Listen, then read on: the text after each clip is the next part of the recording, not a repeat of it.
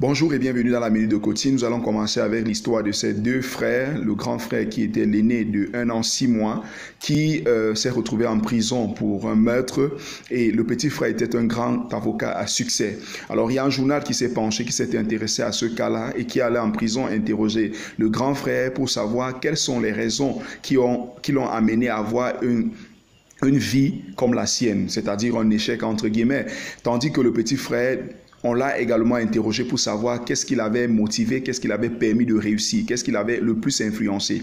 Alors, le journal a été surpris de recevoir la même réponse des deux frères. L'aîné a dit, ayant eu un parent alcoolique qui a fini en prison, je ne pouvais avoir comme destinée que de finir en prison. Et le petit frère a répondu en disant, ayant eu un parent alcoolique comme le mien, je ne pouvais que réussir.